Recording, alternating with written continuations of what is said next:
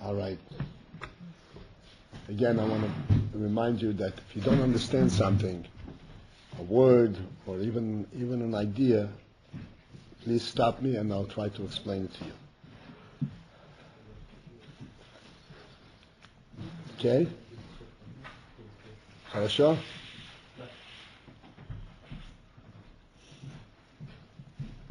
We usually, and we will today, speak something to do with the Pasha of the week.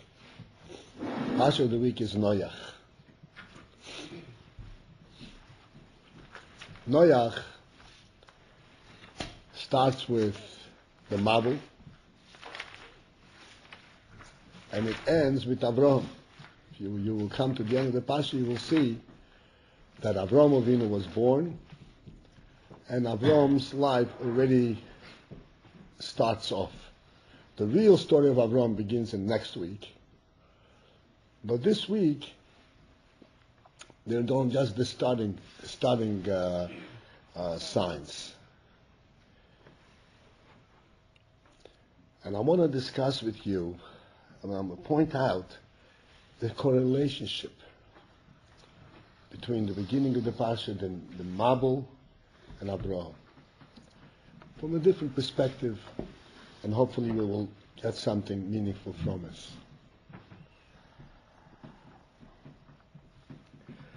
The Rebbe asks in a Sikha, what is the Mabul come to do? If the Mabul is a punishment for sins, which sin was it a punishment for? Excuse me? Gezel. Chomos, Gezel. That's what the Pasuk says. What's Gezel? Robbing, stealing. Because actually, that generation was very immoral, depraved, in all kinds of different ways. But the Chomos, this robbing and the Gezel, this was the clincher. Clincher? Clincher? You know what clincher means? No. What is clincher? Clincher means that which sealed the rule, the decree. It's finished. That finishes up. Clinches it off. This was the thing that sealed their fate. Hashem said, this is it. There's no way to tolerate it. Robbing. For robbing, there is a punishment of death. No such thing. For robbing, you have to pay you have to pay what you robbed. For stealing, you pay double. There's all kinds of different laws in the Torah, but not death, not being destroyed. And here, not only were they destroyed, the whole world was destroyed. And Rashi says that even a layer of earth was washed away into the sea with the Mabul. Did you learn that? Gimel Tfachim Machrisha. What? 3 Tfachim of the topsoil was washed away because it was all so corrupted. Even animals lived a corrupt life, which is totally unnatural. And yet, what was the seal off on their decree was the robbing. The what? The robbing, the chomos, the robbing. And the Rebbe explains an important principle. And effectively he says that the Mabul did not constitute a punishment. Punishment has to be compensate, and it's relative to the sin. What's compensate? Relative to. You do this, this. You do this, this. It has to be in proximity, in equal weight to the sin, to the transgression.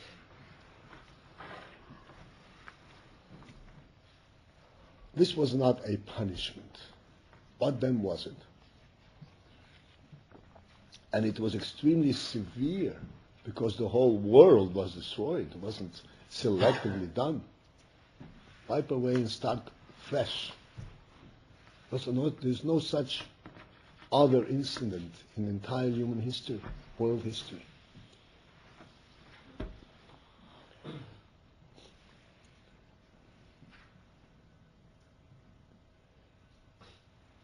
And the Rebbe explains the following principle.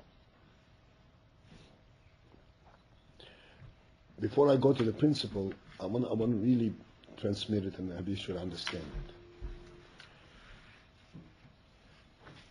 There's a saying, Derech Eretz Kodmo LaTorah. Anybody hear this ever? Derech Eretz Kodmo LaTorah. Derech Eretz means the ways of the world. The normal behavior in the world, the common sense. Kodmo LaTorah precedes Torah. It has to come before Torah. Why does it have to come before Torah? You can learn in Torah how to behave.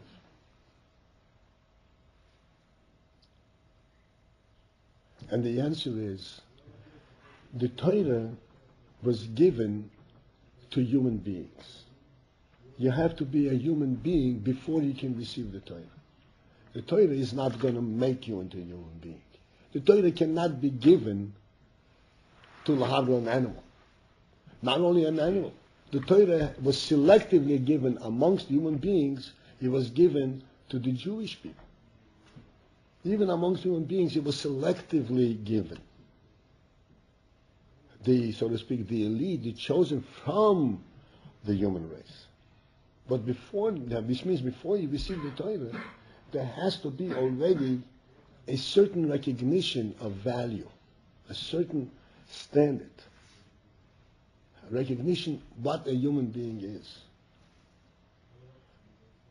This recognition is what we may call a natural recognition. What does natural mean?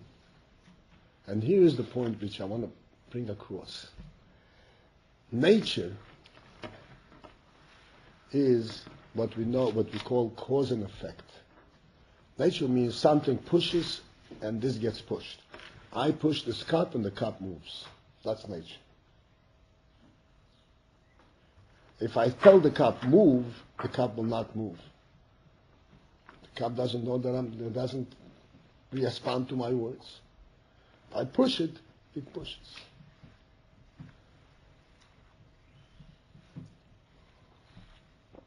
You look at that dictionary, you can ask me. No?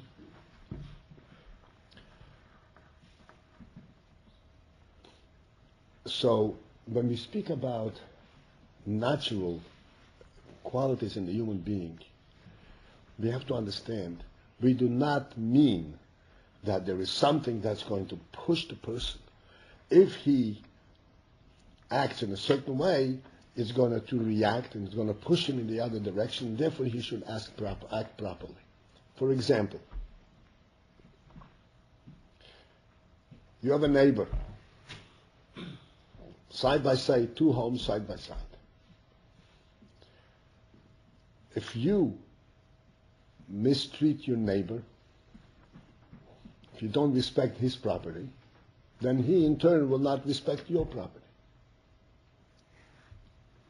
So therefore, it doesn't pay for you to not respect this property, because there's going to be a reaction. It's going to be a reaction. So therefore, you will not do it. This is the nature, the level of nature on the animal level that does not understand the value of things. It is only me versus you. Whoever wins. If, on the other hand, I'm much stronger than you, so therefore I'm not afraid that you are going to mistreat me because I'm so much stronger than you. So then the whole nature, this whole thing falls apart.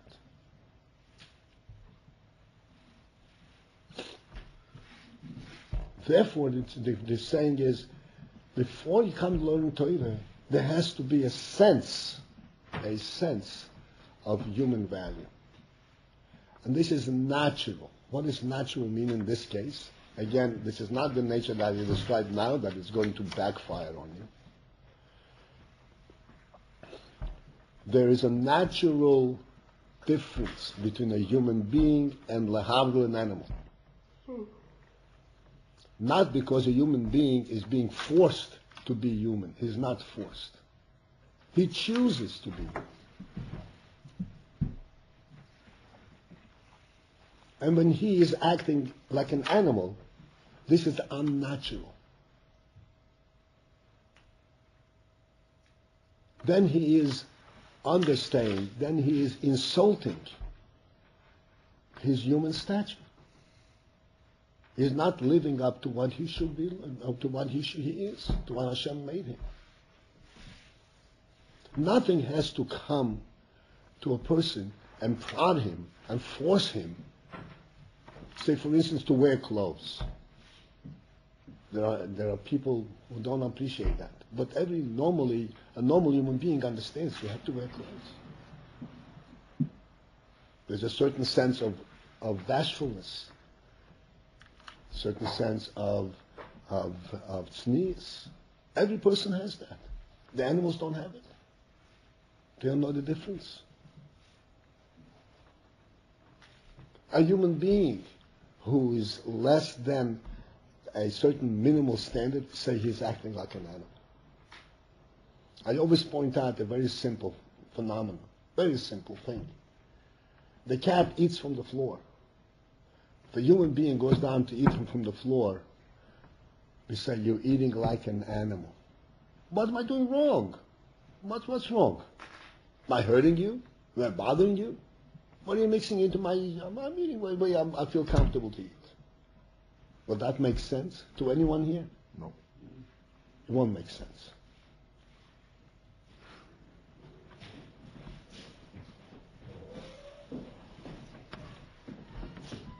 Because there's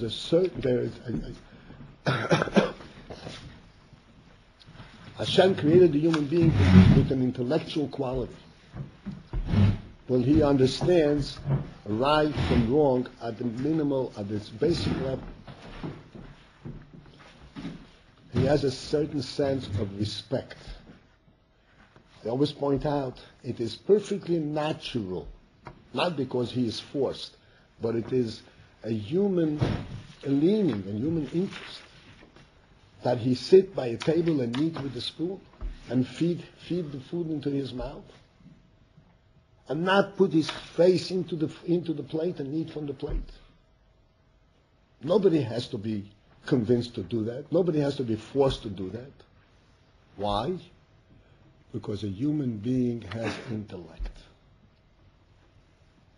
And this intellect is not that he figures out, please understand this, it's not that he figures out, if I put my face into the plate, my shirt is going to get dirty, my face is going to be dirty. If I feed myself, I'm not going to get dirty. It's neither. That's not the point. Not because there is going to be some negative consequences. Everyone understands what that means? What's that? Consequences? Consequences. Yeah, I heard about this. There's not going to be any negative consequences. You can eat from the plate and enjoy your food, and the fact that it's getting dirty so you wash away, it's insignificant. That's not the reason. The reason is that it's not respectful to the human being. The head, the human being, should not descend, should not float into the food to eat. You have to eat, but you have to eat with respect. Neatly. You bring the food to your mouth instead of putting your head into the food. This is perfectly natural. And again, I want to stress, animals also have certain natures. Like for instance, I mentioned the cat before. A cat by nature is clean. I'm sure everybody is aware. A dog has to be trained in those commands. The cat by nature is clean. Very clean. But that's not the same nature as we say a human being is clean. A human being and a cat are not comparable at any level. By a cat, this cleanliness is not because it understands with his brain that you have to be clean. It's not nice not to be clean. It's just an instinct. Hashem created animals with various instincts.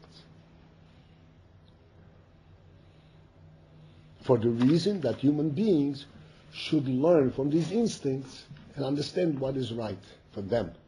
But when the human being picks it up from the animal, he's not doing it instinctively, he's doing it intellectually. Everybody's with me so far? The Gemara says that there are many things that if the Torah were not given, we would learn from animals. But the Gemara does not mean we would learn from animals because we would be imitating the animals. Doesn't mean that. What the Gemara means to say that a human being, since he doesn't act by instinct, he acts by intellect. Therefore, he may not think of something. He may not think that you have to be clean. It may not occur to him. But when he notices the cat being clean, or washing itself, he says, oh, that makes sense. So therefore he learns, and then he makes sense of it. It becomes an intellectual recognition, not an instinctive recognition. And this is what we see, that a human being, a cat doesn't have to be prodded to wash itself. That's its nature. A child, even an adult, sometimes they say, I'm lazy to take a shower. Come on, get the shower. But how can you not be clean? I'm lazy. When you're lazy. That itself shows that it's not instinctive. It's not instinctive. Everything that a human being does is by the directive of his intellect. And this is the big difference. But this intellect is what we call natural. This is how Hashem created human being. There is a higher level of intellect. In Seichel, we know that there are 3 levels of Seichel. 3 levels. There is, in the human being, there's what's called Seichel Bahami, the animal level of Seichel. Seichel Anushi, the human level of Seichel, which is what's called common sense. And then there is Seichel Anaki, that which allows you, a godly Seichel which a person has, which is a special gift to the Jewish people, that you are able to understand Torah, understand Pnimis HaTorah, understand and have Emunah and Elokus. This is a completely different thing. But before you come to Seichel Eliki, you have to have Seichel Enushi, it's called, human level of intellect. This is natural in the sense that it doesn't have to be taught, it doesn't have to be worked on, and a person acts other than the human, than what's rational to the human being. He's acting below his station. Even though it's not instinctive, he has to force himself to act accordingly. He has to, the mind has to direct him, say, act this way because this is the right way. Instinctively, he may want to do all kinds of different things. But Hashem gave him, he made a human being and gave him that intellect. This is the primary difference between the human being and everything else in the world. And this is why the human being can descend to lower than an animal and can ascend to higher than a malach. There's no limit. Because he is enlightened and guided by his intellect.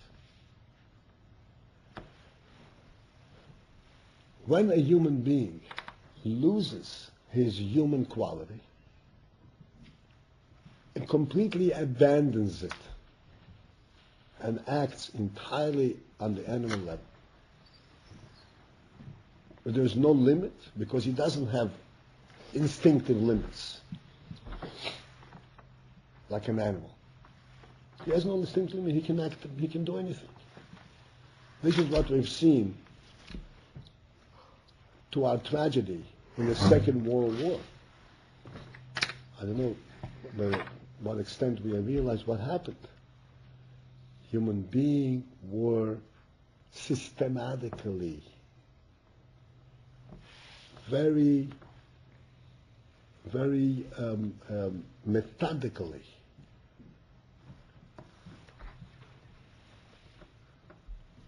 Consuming human lives. And they did not give a hoot, did not sense, what am I doing? What's going on over here?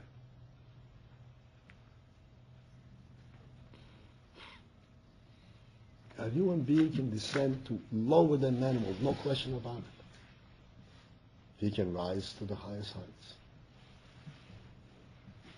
If he abandons his human instinct, his human seichel, then he becomes lower than an animal.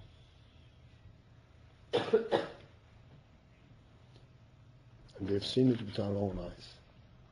And these were a people who were priding themselves of being the highest educated people. If you're not familiar, I can tell you. That's what the Germans pride themselves on, have the highest percentage of educated people. Everybody in Germany was a doctor, had the title of a doctor, one way or another. And it was a doctor who was slaughtering these people. And this doctor stood there with white gloves, immaculately dressed, and he was slaughtering people. Perfectly respecting himself.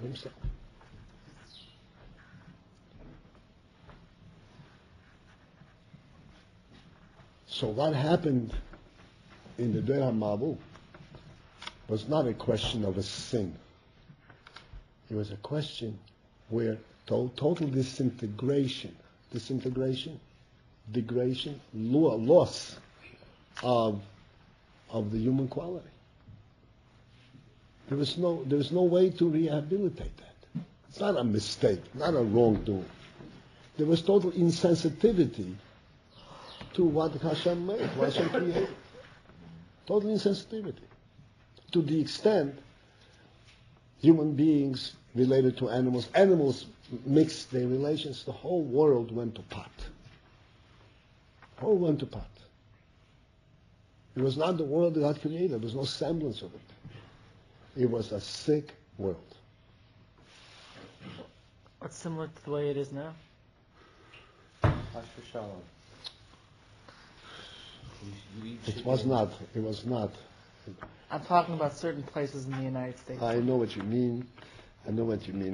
Perhaps after I finish, if I have a moment, I'll discuss our current state.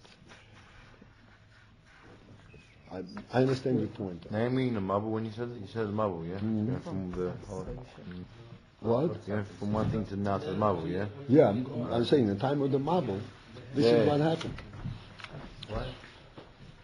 This is what happened.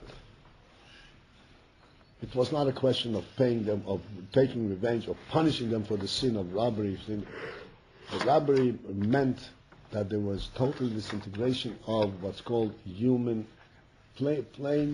human value. Seichel Anushi no longer played a role. So the human being wasn't a human being. Not that he was an animal. He acted like an animal. He disintegrated completely. And this is why Hashem said there's no way to rehabilitate this, to rebuild this. There's nothing to salvage.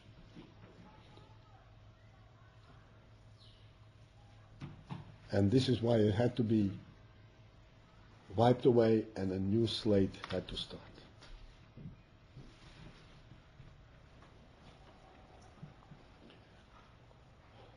The point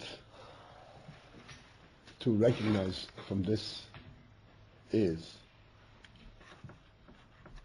we have to remember that the Mabul took place before Matan Torah, before any instruction from Hashem, I want you to behave one way or another way for anything.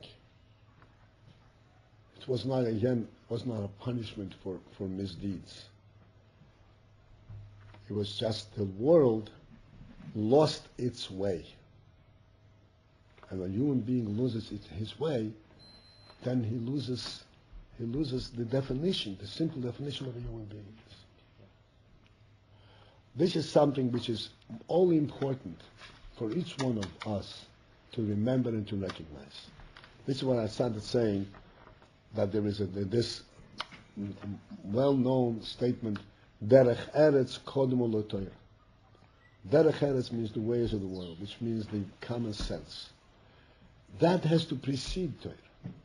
Because in order to understand Torah, you have to be able to understand things with your intellect. Not instinctively, but with your intellect. Right from wrong, good from bad. A person who is not capable to guide himself on the human level just because this is intellectually correct. I don't mean academically correct with some high intellect, simply humanly correct, and say, I'm not going to do this because this is subhuman, this is, from common sense says this is wrong.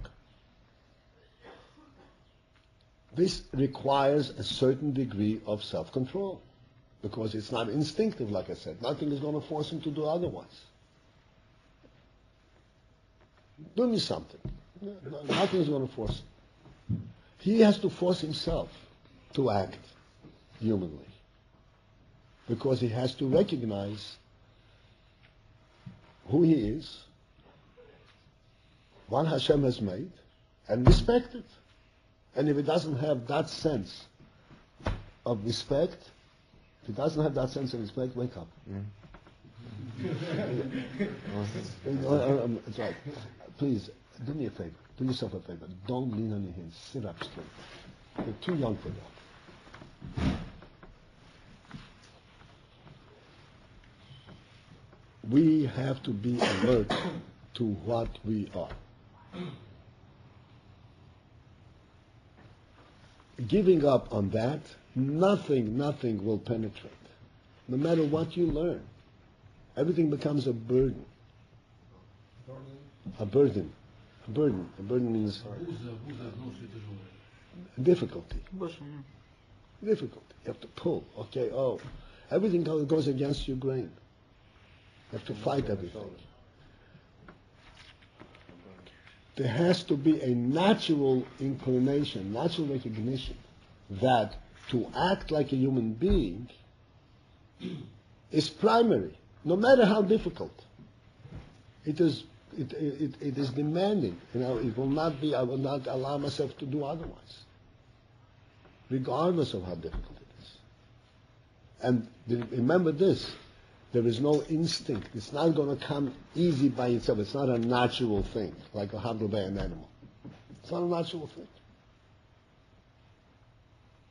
It's natural from the perspective of how the Rebbe created, what capacity the Rebbe Hashem gave us, that a human being recognizes the difference between day and night, light and dark.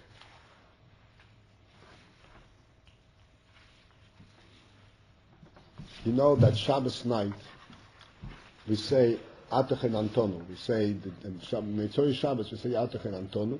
This is essentially Havdalah, to declare the separation between Shabbos and the weekday. And we say that in the Shmoyne Esrei. And this is where we separate Shabbos from the weekday. And now we are going to the weekday. And we say this Havdalah in one of the brachas of Shmoyne Esrei. Which bracha do we say it in? Atocheinu Odom Das. And the Gemara says, why Das? Why do we say it in that tefillah? The answer is because to recognize the separation between day and day requires Das. Das means intellect. There is nothing compelling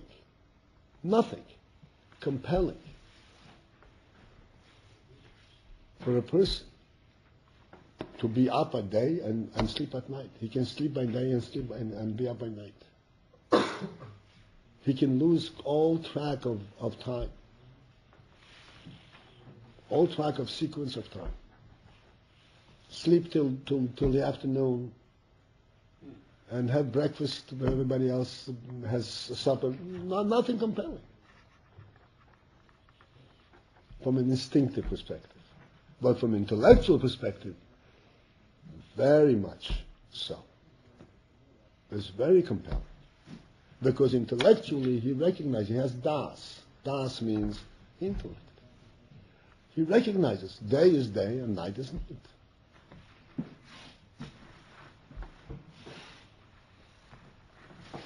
And there's a right time for everything. And this is natural from a human intellectual perspective.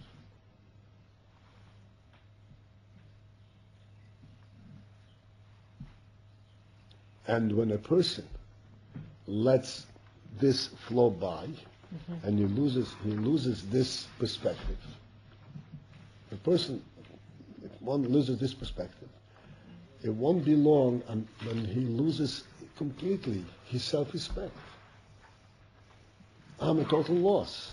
I can't even catch myself. I don't know where I stand. I don't know who I am.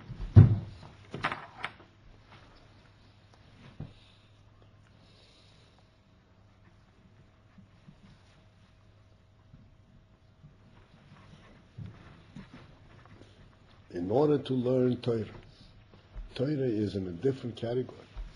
Torah gives a person a path of a life that relates him to God himself.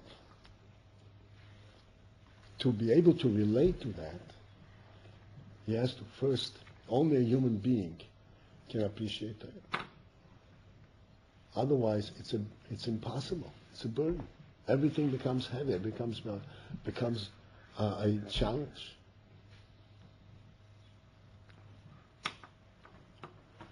This is the message. This is what happened in the mother, in their mother.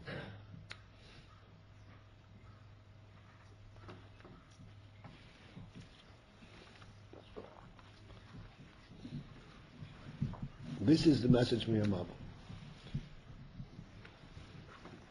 There was no way to teach anybody anything because there was a loss of the human quality. What does it teach?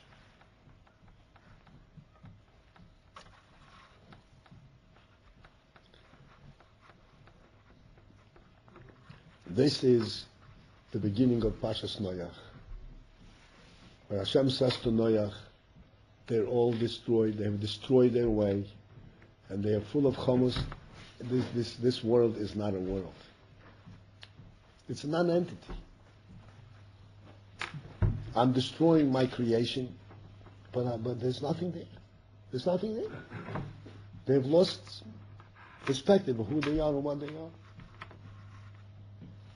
A human being is not flesh, is not meat. A human being is a soul, is an intellect. They've lost what they are. And they're going to disintegrate. If they don't, Excuse me? they don't disintegrate if they don't want. After the marble. After the marble. Nothing. Go back. If they're flesh, then the flesh will disintegrate into the earth. Normally, a human being lives in the world. If his time comes and he dies, there's a kever, there's a monument, there's some kind of remembrance. Oh, there's this person. Nothing. There's nothing to remember. It's just flesh. What's remembered about flesh? The remembrance is of the soul. Remembrance of the qualities of the human being. So everything was wiped away. At the very end of the Pashas Noach, we are introduced to Abraham. Abraham was born. And even though he does not expressly state in the Pasuk, but there are a few hints in the Pasuk. Ur Kasdim and certain other hints in the Pasuk that the Chacham explained to us what they are hinting on. That already at a very early age, Avraham Avinu was already confronting the world. He was confronting his own father, and he was confronting the world.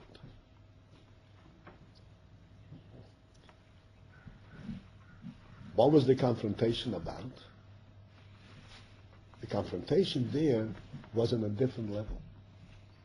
Confrontation there was about what are we to believe in.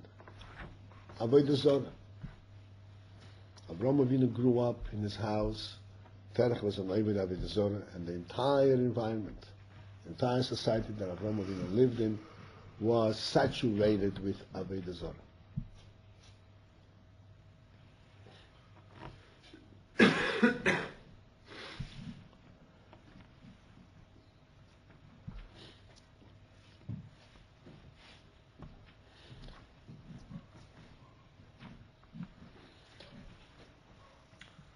What is Avodah Zarah? And what did Avraham Avinu confront there? Very briefly.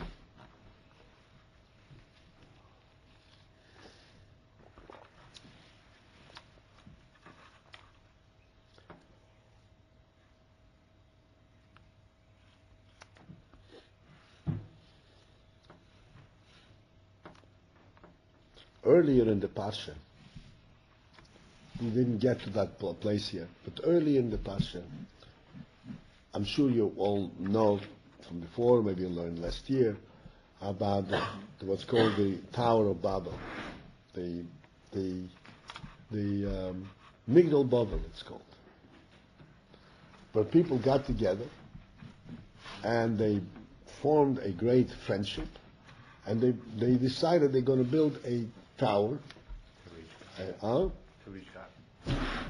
A tower, a very tall tower. And what was the purpose of this tower? The purpose of this tower is,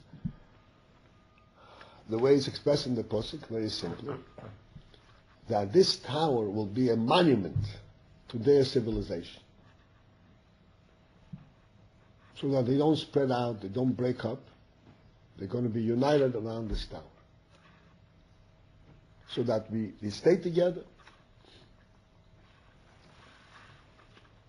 and this way we are going to secure, so to speak, our union, secure ourselves.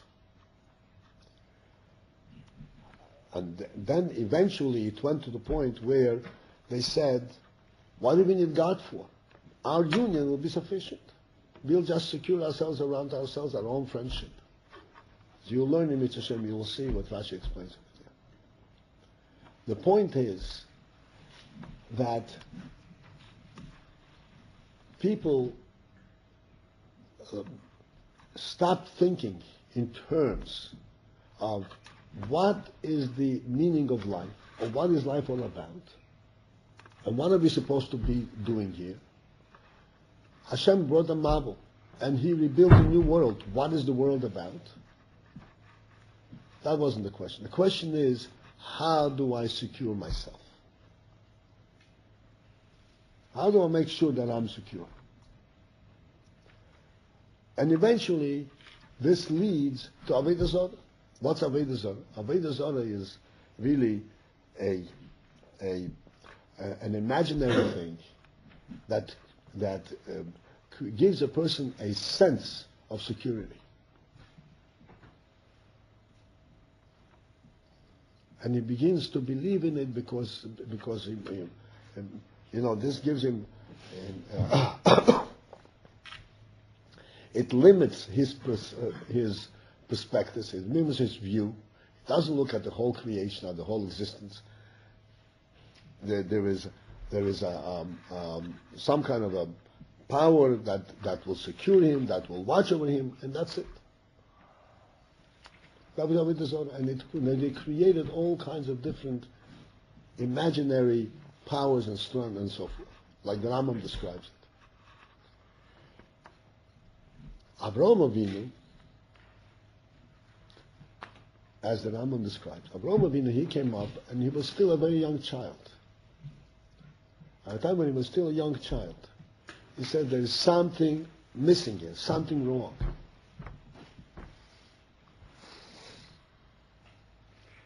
There's something missing. Because it's not a question of what secures me. What is this all about? How come the world goes around like this? How come everything is so perfectly organized?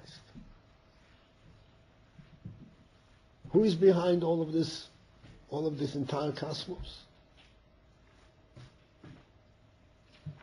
The great intellects of his time didn't even think about it. They were preoccupied with themselves. And they wouldn't even open their mind to see what's going around, what's going on, what's the reality, what the reality is all about.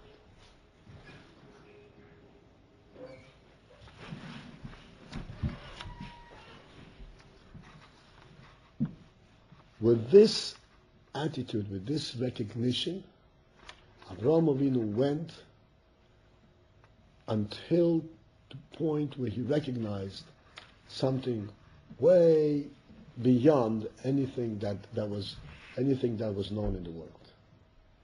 He recognized God outside of the world, something completely beyond and unlimited that creates the world, completely outside of it. This we'll talk about next week.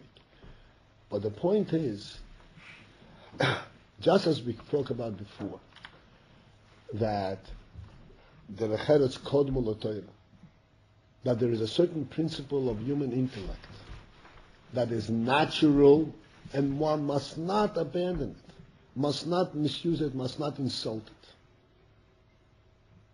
He owes it. This is the primary, this is the first obligation of human life, before you receive the Torah.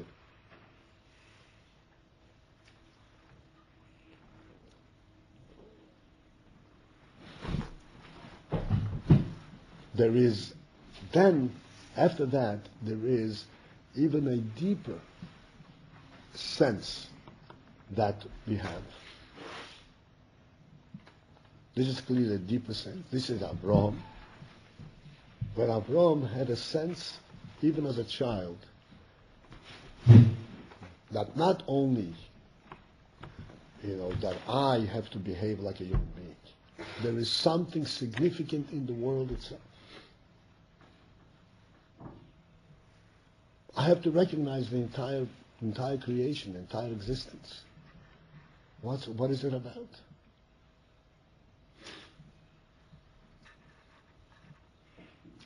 This also exists in the human intellect. This too is not something that you have to be forced to learn.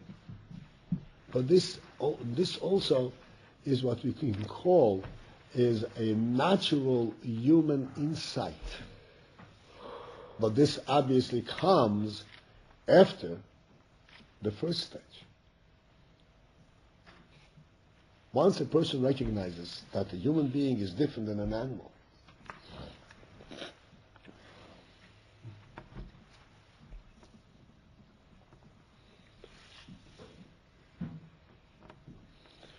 once a person recognizes that the human being is of a different make than an animal, and he cannot follow his instinct, and he must force himself to act by the directive of his intellect.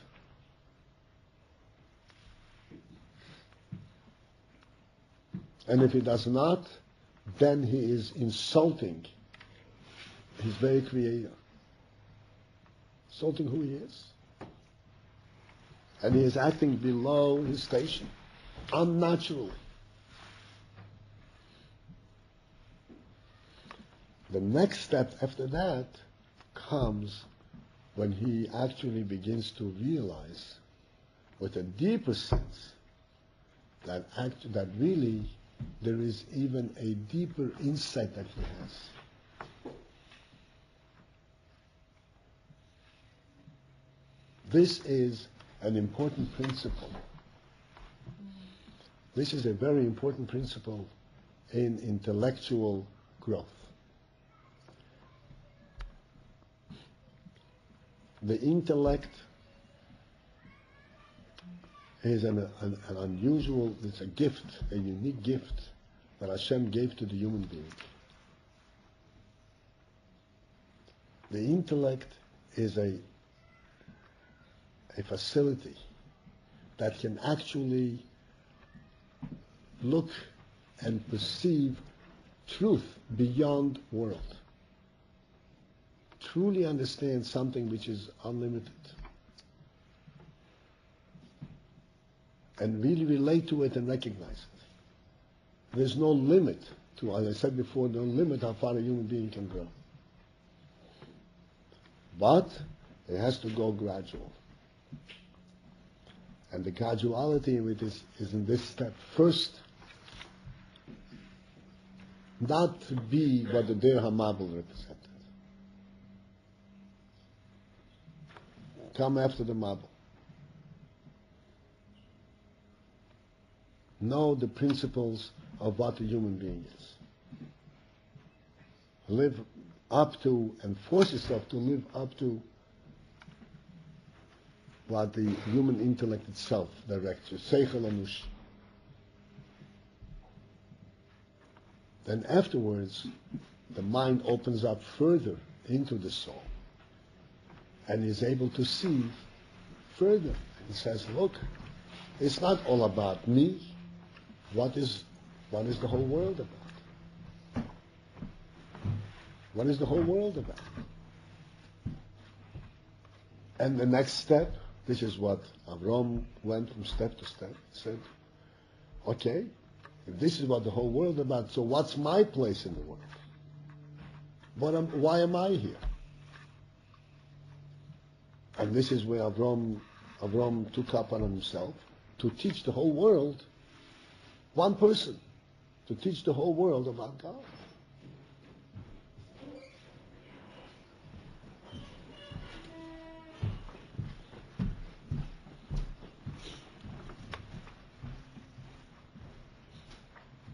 And again, I just want to emphasize this again and again. I want everybody to understand. This is not a question of learning from a book, instruction. The Rambam makes a point, when the Rambam describes Avram Avinu, the Rambam makes a point that Avram had no teachers. There was nobody to teach him. How did he get to all that? The answer is, Avram Avinu definitely was a unique person. But we are his children. There is a godly gift in every person. There is greater and smaller. But even the smaller, even the smallest, has an insight.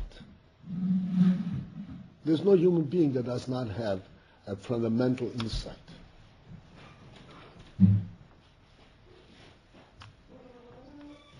A fundamental insight into what a human being is, and then recognizing the difference between a human being and an animal.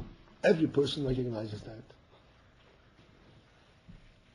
And then recognizing that there is some truth in the world beyond his own existence. And that leads him further and further. In other words, this is all before Matan Torah. This is all before Avram Avinu, before anything. Before anything really happened, before there were teachers in the world. We have to start teaching ourselves. If you go through the process of teaching ourselves, then we can begin to learn the Torah, to learn that which is being taught to us. We have to be what's called kelim. We have to be receptacles. We have to be capable of receiving that teaching.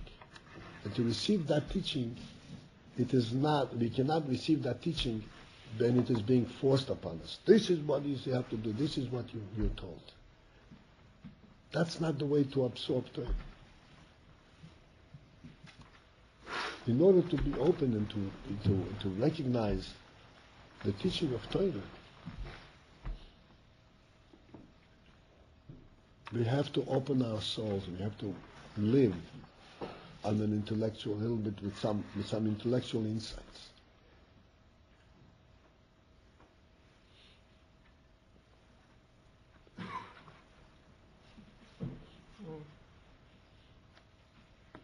The Torah begins, like you learned last week, Bereshis, Bora, Lekim, Zeshamayim, Zoris, we discussed this over here. That the first thing you have to know is the world. You look at this big world, you have to know that God created this world. Why does it make sense to us that God created the world? We don't see God. Why does it make sense to us? Why can we accept it? And I point out all the time, it never happened that the Rebbe was sitting, a teacher was sitting with a child and teaching him Bereshis, Bora, Lekim, Zeshamayim, Zoris, and the child should say, "Oh, really? Wow, I never. That's a shocking piece of information. Never happened." Because every child senses that the world has a creator. There's something bigger in the world than the world itself.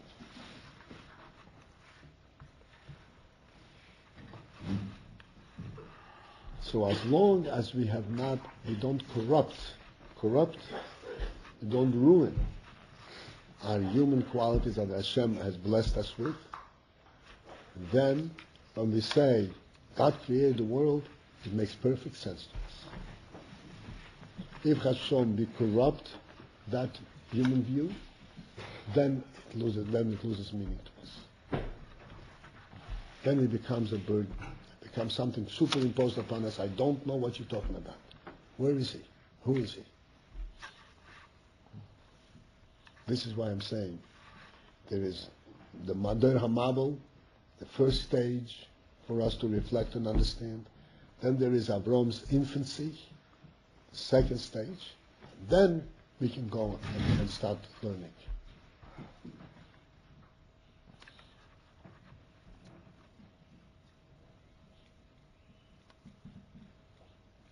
And when we learn Torah, you have to learn Torah with an open mind, which means with a sensitivity. It should make sense to us. It's just, you don't just accumulate information. This is information that should be absorbed, internalized by the human mind. This is what makes a human being. This is now the beginning of the year. Hashem should help everybody who's coming here to learn Torah. We have to remember every day, reflect. Every day reflect. The first thing that we have to be is before Torah.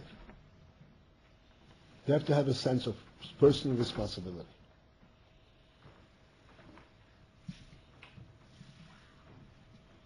You have to have a sense of personal responsibility because a human being has to be responsible for himself because that's how Hashem made him.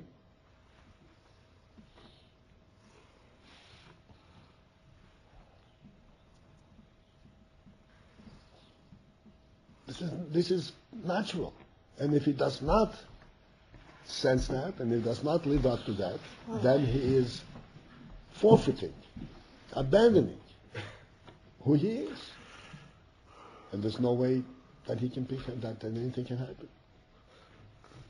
No way to pick him up.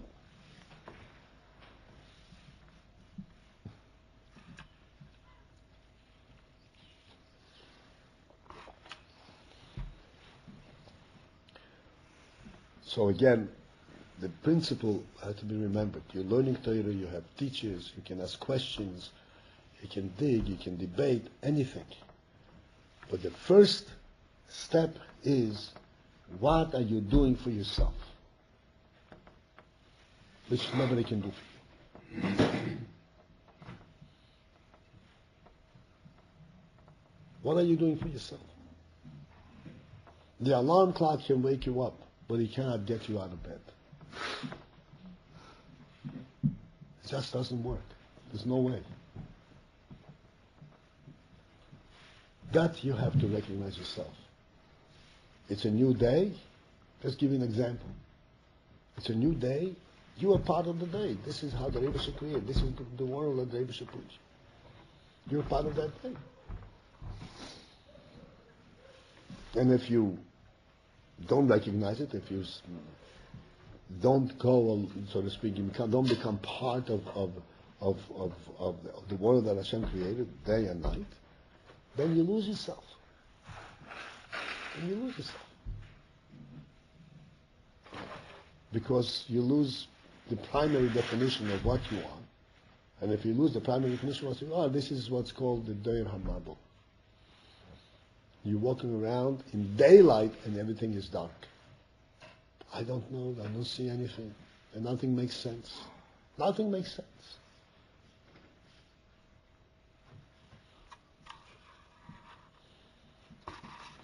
So this is a good time to start the year with a proper approach. And know, again,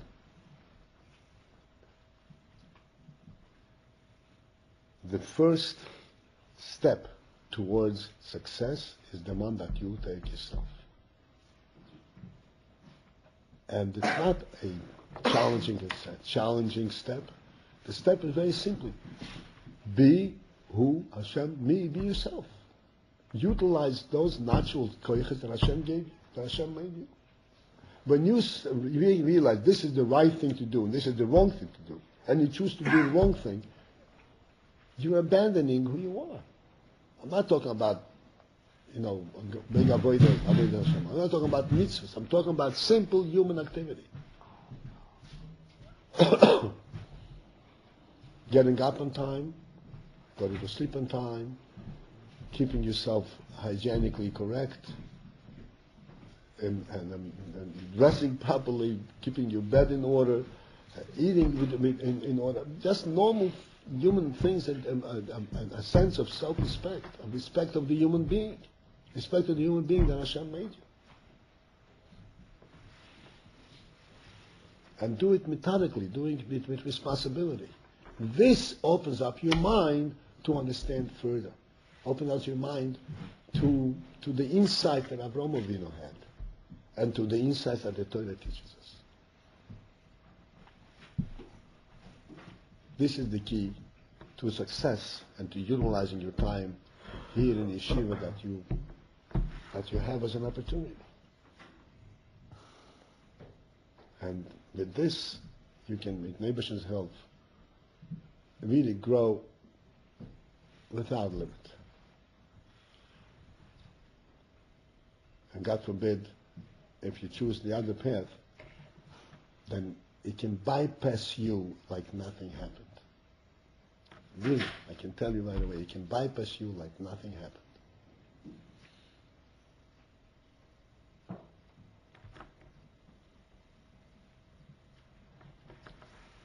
So the Rebbe was helpful that everybody should, each one of us should wake up to this reality. To wake up to who he is and to the gift that Hashem gave him, who he is. Try to live up to those fundamental principles. And then it'll take off. There's no question about it.